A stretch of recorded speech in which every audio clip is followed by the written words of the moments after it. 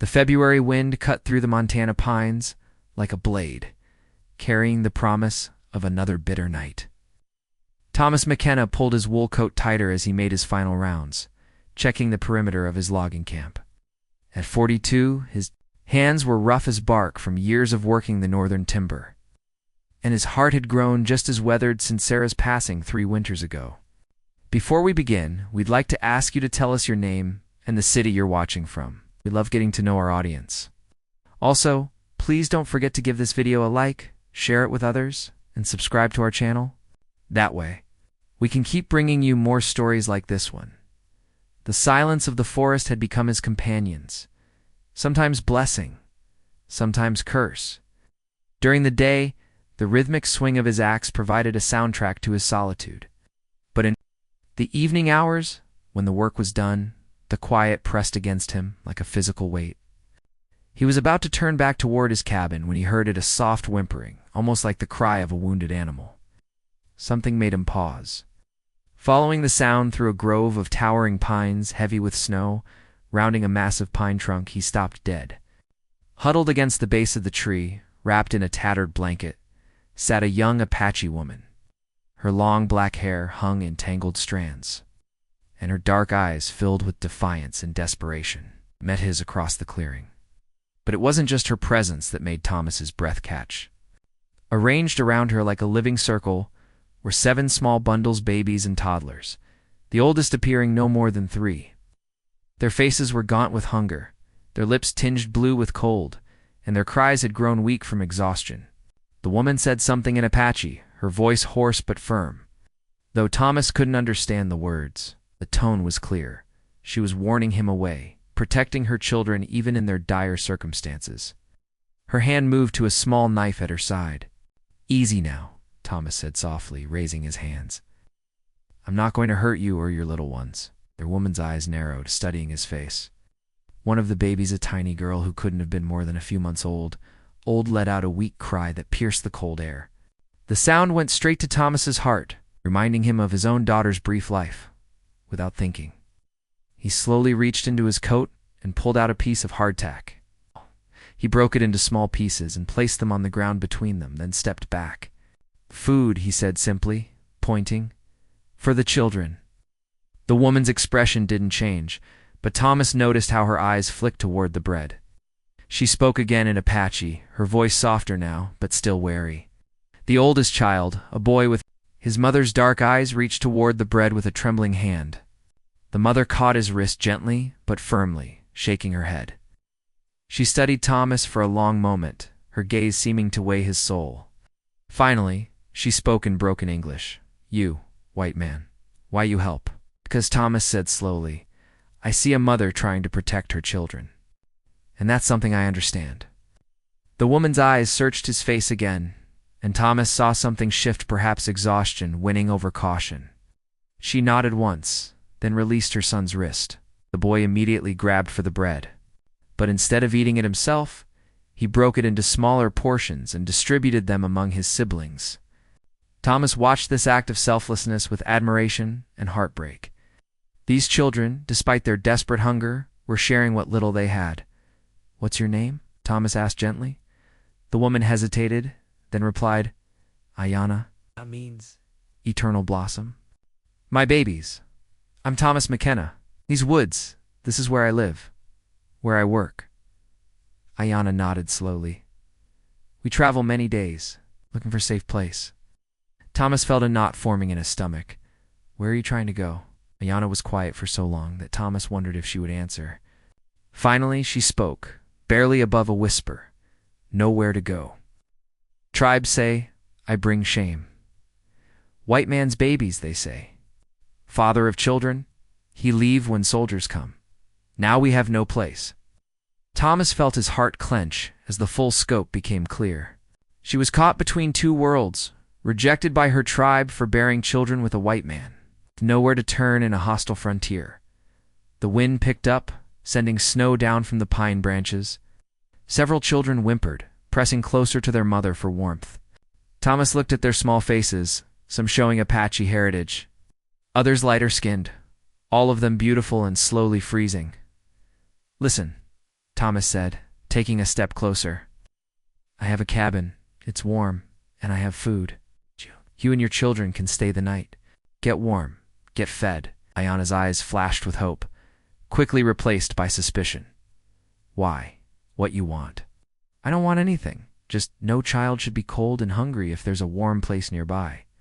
Ayana studied him, then looked at her children. The baby in her arms had stopped crying and was alarmingly still. The decision seemed to make itself. One night, she said firmly. Thomas nodded. One night. The walk back to his cabin was slow and careful. The snow fell more heavily, and Thomas had to break trail through drifts. Ayana walked behind him, the baby pressed against her chest, her eyes constantly scanning the forest. When they reached the cabin, Thomas pushed open the heavy wooden door.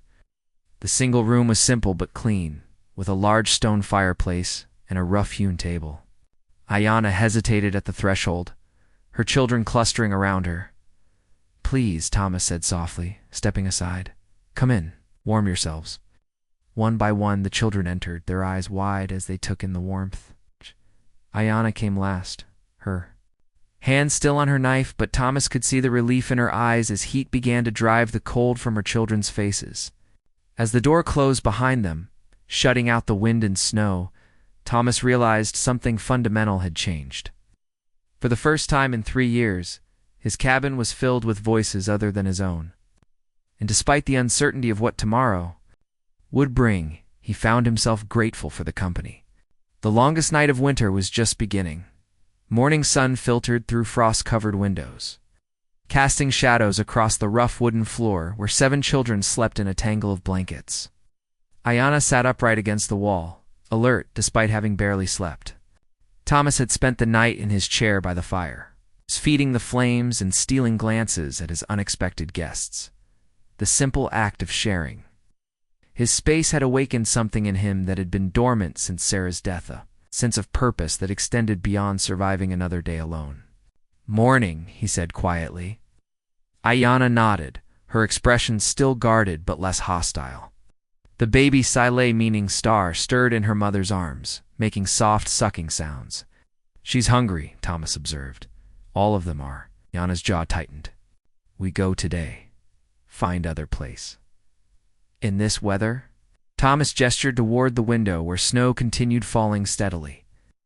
That storm's not letting up. Could be days before it's safe to travel. The oldest boy, Nalnish, opened his eyes and sat up slowly. His gaze immediately found his mother, checking her safety, before scanning the room to locate each sibling. The protective instinct was strong, despite his tender age. Good morning, Nalnish, Thomas said, remembering the boy's name. Are you hungry? The boy looked to his mother, who translated. He nodded eagerly, and Thomas could see the hunger in his thin face. Over the next few minutes, the other children began stirring Halona. The twins, Ayana and Aponi, Chaitan, and little Nayeli. Thomas prepared breakfast, mixing cornmeal with water and milk from his preserved goods. As he worked, he became aware of Ayana watching his every movement, her protective instincts still sharp. You have children? She asked suddenly. Thomas's hand stilled. Had a daughter?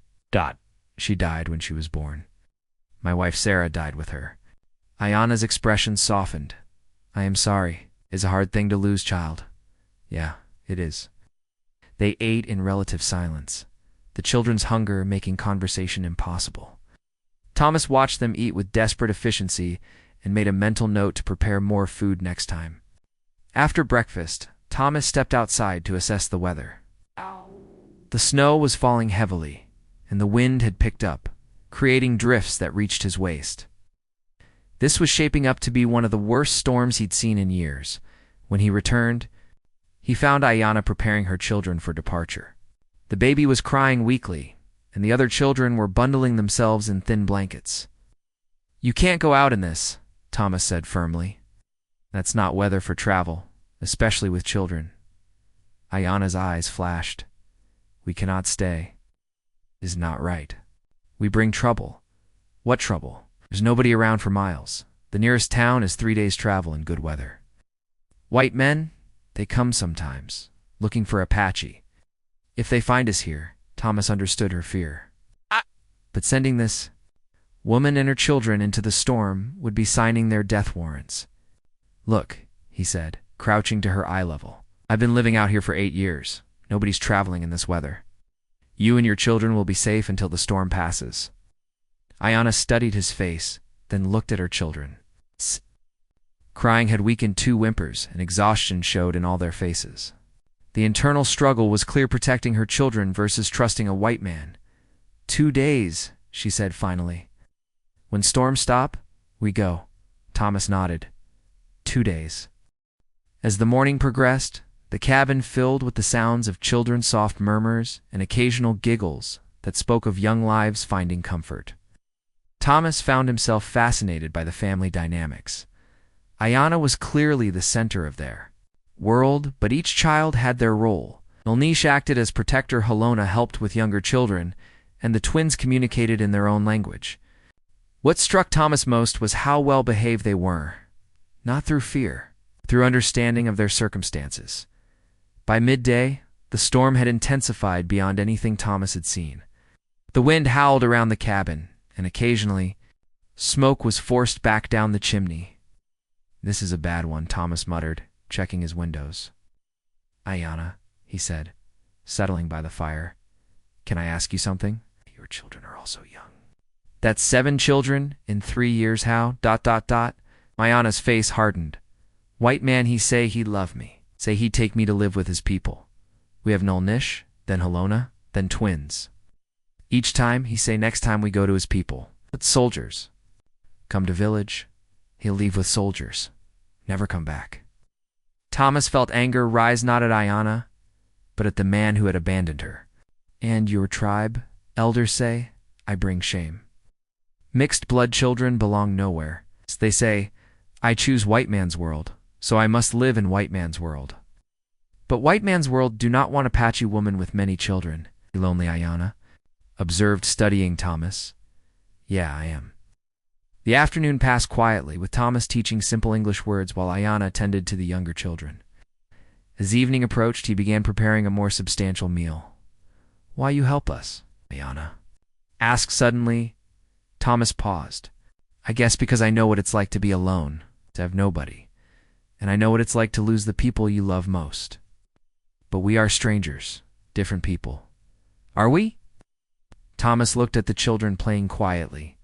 I see a mother protecting her children. I see kids who share what little they have. I see a family that's faced more hardship than most adults could handle. And they're still together, still caring for each other. Ayanna was quiet. In my tribe, we have saying, we are all related, all people, all animals, all plants. Everything. Connected. I like that. Makes sense to me. After dinner, Thomas noticed Ayanna remained tense, ready to flee despite the storm. You don't have to be afraid, he said quietly. Not here. Not with me. Ayanna's eyes met his. White men, they take what they want. Women, children, land, they take until nothing left. I'm not going to take anything from you. I'm just glad you're here, all of you. This cabin's been too quiet for too long. Something in his tone reached her, and Ayanna's posture relaxed slightly. You good man, Thomas McKenna? Different from others? As night deepened and the storm continued, Thomas found himself thinking about the strange turn his life had taken. 2 days ago, he'd been content with solitude. Now his cabin was filled with life, with purpose. Tomorrow would bring new challenges. But for tonight, they were all warm and safe and fed. And for the first time in 3 years, Thomas McKenna wasn't alone. The third morning brought deceptive calm, the eye of the storm. Thomas recognized it immediately. The wind had died, and weak sunlight filtered through clouds, but the air carried pressure that promised more weather. He stood at his window, watching snow settle, knowing they had perhaps hours before the storms. Second wave, behind him, the cabin filled with gentle sounds of a family waking. Ayanna was already moving quietly, tending to side Eiley and helping other children as they stirred. Thomas had noticed she never slept deeply, always maintaining alert readiness. Storm's not done yet, he said without turning. This is just the middle of it. Ayana came to stand beside him, baby cradled against her shoulder. How long? Hard to say. Could be another day, maybe 2. These late winter storms can be unpredictable. He glanced at her profile, noting the tension in her jaw. I know you want to leave, but is not safe to stay, Ayana interrupted. Already 3 days. Too long. Thomas turned to face her. Safe from what? There's nobody out there. Nobody's going to come looking in this weather. But even as he said it, he saw the fear in her eyes, fear that went deeper than concern about. Bounty hunters. This was fear of someone who had learned that safety was always temporary. Ayana, what aren't you telling me? She was quiet for a long moment, eyes fixed on the snow-covered landscape. Finally, she spoke, barely above a whisper. There was man in last town. He see us. He say he know where Apache woman with many children could make money. He say white men they pay good money for. She swallowed hard, unable to finish. Thomas felt his blood run cold. Jesus, how long ago? Week, maybe less. We run. But he follow for 2 days before we lose him in forest. The implications hit Thomas like a blow. This wasn't just about survival. Yana was running from something far worse. That's why you can't go back to your tribe. It's not just about shame. If word got out, ... Ayana nodded, arms tightening around side Lolly. Apache men they would kill. Me to protect tribe's honor. It's better to die than bring such shame. Thomas ran a hand through his hair. The situation was far more complex than he'd realized. Kiana wasn't just homeless. She was trapped between worlds, with enemies on all sides. But here, you'd be safe here, at least until spring, until you can figure out what to do next. Ayana's laugh was bitter. White man always say that. You'd be safe. But safe never lasts long for Apache woman. I'm not white man, Thomas said with heat. I'm Thomas. And I'm telling you that you and your children are safe in my home. Conversation was interrupted by Nalnish sitting up, his dark eyes moving between his mother and Thomas. Sensing tension, Ayana immediately shifted into mother mode, her voice gentle as she spoke to her son in Apache. But Thomas could see the strain in her posture. The morning passed in suspended animation. The children played quietly while Thomas taught them English words, partly to keep them occupied, and partly because he enjoyed their company. Helona was particularly quick with language, understanding that communication was survival. The twins were content in their own world, while Chaitan had discovered Thomas's tools and was fascinated by the craftsmanship by midday. The calm had ended, and the storm resumed with fury. The wind howled around the cabin, and the temperature dropped dramatically. Thomas spent the afternoon banking the fire and checking weatherproofing, acutely aware he was now responsible for 8 lives. As evening approached, Thomas made a surprising decision. He began moving his belongings from his bed to the fireplace area. What you do? Ayana asked, watching with confusion. Making room. You and the children need the bed. It's warmer, and there's more space. Ayana shook her head firmly. No, we cannot take your bed. It's not right. It's practical. 7 children and a woman need more space than 1 man. But Ayana continued protesting, and Thomas realized this was about pride, about not wanting charity, about maintaining dignity in an impossible situation. How about this, he said. What if we shared the space? You and the children in the bed, me on the floor nearby. That way, we're all warm, and if anyone comes around... He let the sentence hang. Ayana considered this, then nodded slowly. Acceptable. As they prepared for their 3rd night together, Thomas found himself thinking about how much had changed. The cabin felt different now, not just occupied, but like a home. The children's laughter, Ayana's gentle singing, the simple human presence of people who cared about each other created warmth that had nothing to do with the fire. After the children settled for the night, Thomas and Ayana sat by the fire. Speaking in low voices, your wife, Ayana said suddenly. She was a good woman. Thomas smiled sadly. She was kind, strong, funny. She could make me laugh even when things were hard. We met in town. She was a school teacher, and I was just a rough logger who could barely read. She taught me to read properly, helped me with numbers. Said I was too smart to just swing an axe my whole life. She'll love you. Yeah, she did. I loved her. We had plans. We were going to build a bigger cabin, maybe start a proper lumber business.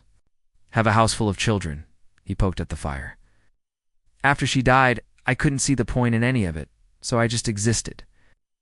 Ayanna nodded, understanding loss. It's hard to lose person you love, but it's harder to stop living because they gone. Thomas looked at her sharply. Is that what you think I've been doing? Not living. You tell me. Before we come, when last time you laugh? When last time you sing? When last time you think about tomorrow instead of just today? The questions hit Thomas hard. He tried to remember the last time he'd felt real joy and couldn't. I guess I thought that part of my life was over, maybe, but maybe not. Maybe you just needed reason to remember how to live. They sat in comfortable silence, listening to wind and children's soft breathing. Thomas found himself studying Ayanna's profile in the firelight, noting the strength in her face. Can I ask you something? Why did you trust me? That first night when you could have run, why did you stay? Ayanna was quiet for so long, Thomas wondered if she would answer. Finally, she spoke. Your eyes. When you see my children, you see children. Not Apache children, not mixed blood children. Just children who need help. Most white men, they see other things. They see threat or opportunity or shame. But you see what I see. Babies who need warmth and food and love. Thomas felt something shift in his chest. They're good children. You've raised them well. I try. Is not easy alone. But I try to teach them to be strong, to be kind, to help each other. To be proud of who they are, even when worlds tell them they should be ashamed. You don't have to be alone, Thomas said quietly. Not anymore. Ayanna looked at him, her dark eyes reflecting firelight. What you mean? Thomas wasn't entirely sure what he meant. The words had come without conscious thought, but they felt true. I mean, maybe we could help each other. You need a safe place for your children. I need to remember how to be alive. You want us to stay? I want you to consider it. Not just until the storm passes. Longer, maybe permanently. Ayanna stared at him for a long moment. Why? Because in 3 days, you and your children have made this place feel more like a home than it has in 3 years. Because watching you with them reminds me what it means to care about something more than just yourself. Because I think maybe we need each other. Ayanna's eyes glistened. It's a white man who wants an Apache woman and her children. Usually they want, for wrong reasons. I'm not asking you to be anything other than what you are. I'm not asking you to be my woman or my wife. I'm asking if you'd consider being my friend, my family. Let me help you raise your children, and let them help me remember what it means to have something worth living for. The silence stretched. Between them, filled with possibilities and fears. You know what you ask? Ayanna said finally. Town people. They see Apache woman with white man, they think bad things, they cause trouble. And we don't go to town much. We make our life here. In the forest. I can teach the children to read and write. You can teach them Apache ways. You can teach them all to be strong and proud and good. Ayanna looked toward the bed where her children slept peacefully, and when they grow up, when they want to know who they are, where they belong, they'll know they belong here. With us, with each other, they'll know they're loved. A tear slipped down Ayanna's cheek, quickly wiped away. It's not a simple thing, you ask? No, it's not simple at all. But maybe the best things never are. Ayanna was quiet for a long time, her gaze moving between Thomas and her sleeping children. When she finally spoke, her voice was barely a whisper. We try, and see what happens. Thomas felt his heart swell with hope. We try. As they settled for the night, Thomas lay on his makeshift bed and listened to the gentle sounds of family around him. For the first time since Sarah's death, he fell asleep not to emptiness, but to the breathing of people who needed him, people who made him feel needed in return. The storm raged on outside, but inside the cabin, something new was being born. Spring came slowly to the Montana wilderness, arriving in fits and starts. The massive storm that had trapped them together had been followed by 2 more weeks of harsh weather, but gradually the days grew longer and snow began retreating. As the forest awakened, so too did the small community within Thomas's cabin walls. 3 months had passed since that desperate night when Ayanna and her children stumbled into his life. Thomas could hardly remember what it felt like to live alone. The cabin had been expanded twice, first with a lean-to for the older children, then with a larger room for workshops and play during bad weather. The transformation hadn't been without challenges. There had been difficult conversations about boundaries and expectations, moments of cultural misunderstanding requiring patience from both sides. Thomas had learned his way wasn't necessarily the right way, and Ayanna had gradually allowed herself to believe that not all white men were cut from the same cloth. The most remarkable change was in the children themselves. Nalnish, approaching his 4th birthday, had become Thomas's shadow.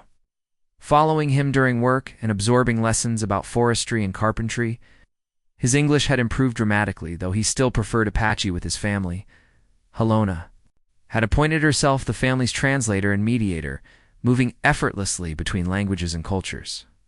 She helped Thomas understand Apache customs while helping her siblings navigate the world of English words and white man's ways. The twins had blossomed in their new security. Ayanna was the more serious of the two, already showing her mother's protective instincts, while Aponi was the dreamer, often staring out windows at the forest with wonder. Chaitan had claimed the workshop as his special domain, spending hours watching Thomas work and learning to use simple tools. His curiosity was boundless, and Thomas looked forward to the boy's questions. Nayeli had overcome her shyness and now chattered constantly, mixing Apache and English in a way that made perfect sense to her family. She had a gift for making people laugh, and her infectious giggles had become one of the constants of daily life.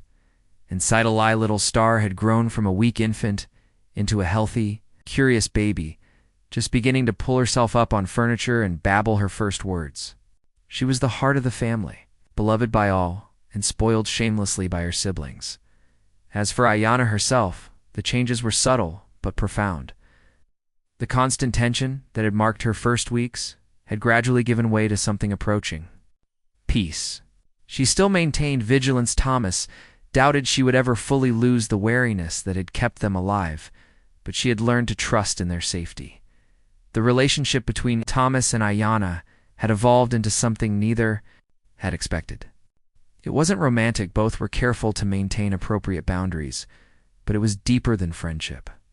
They had become partners in the truest sense, sharing responsibilities of raising 7 children and managing a wilderness household.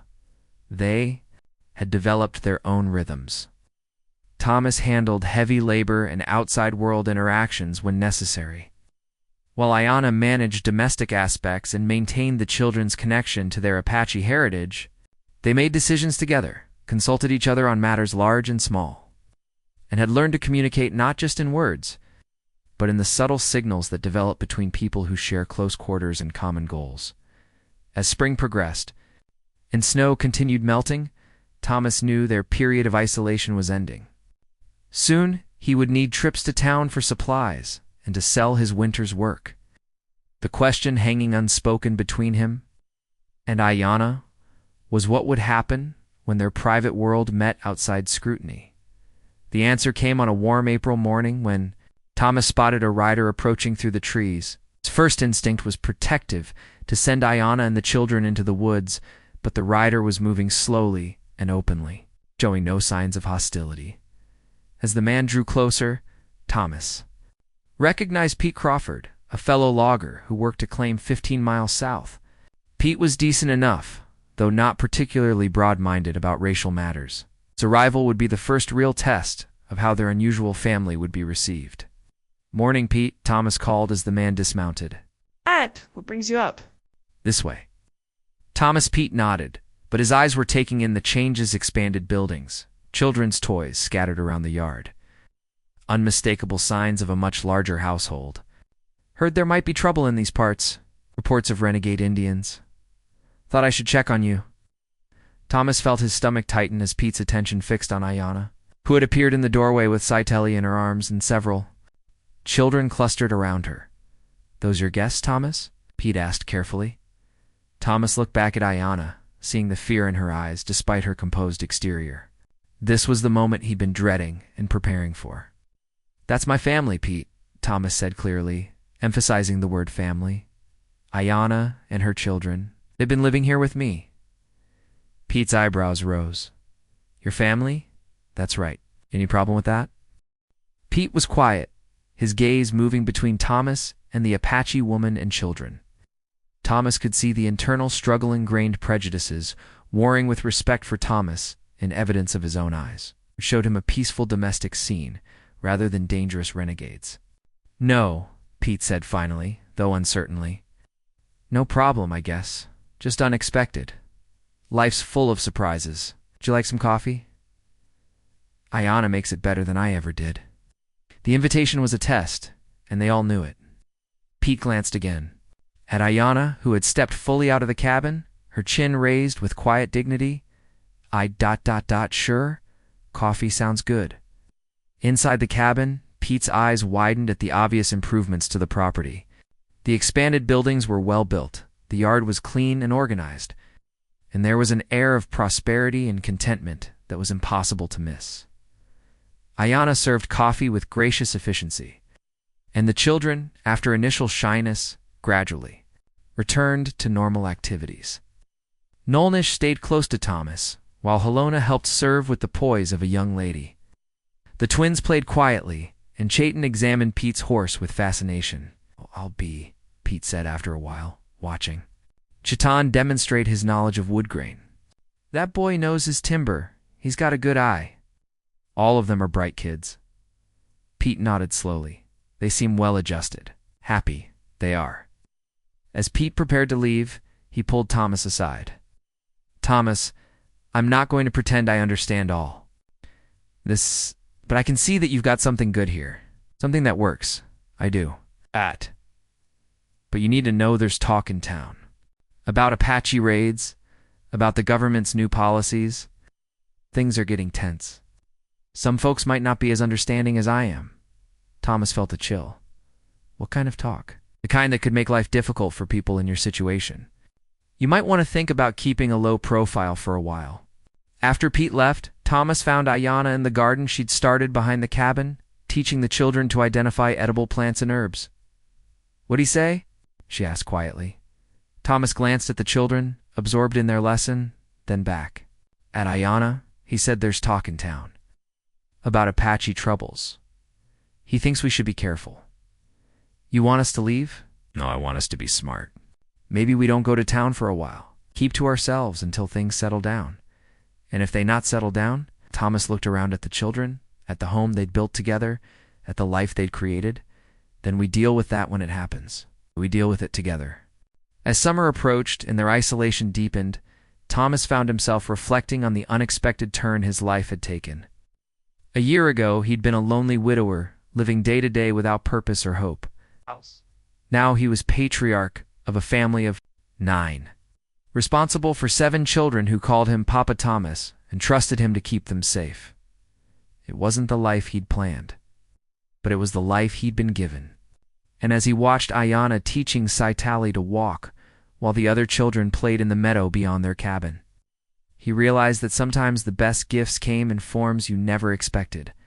The future was uncertain, it always had been. For the first time in years, Thomas McKenna was looking forward to tomorrow. And the day after that, and all the days that would follow, with his unusual, beautiful, complicated family dot in the distance. A hawk circled overhead, riding the warm currents that spoke of summer's approach.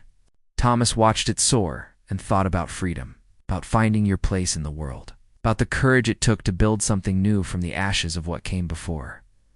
The hawk cried once, then disappeared over the tree line, but its message lingered. Some things were worth fighting for, and some homes were worth defending, no matter what the world might think. Thomas McKenna had found his home, and he was never going to be alone again.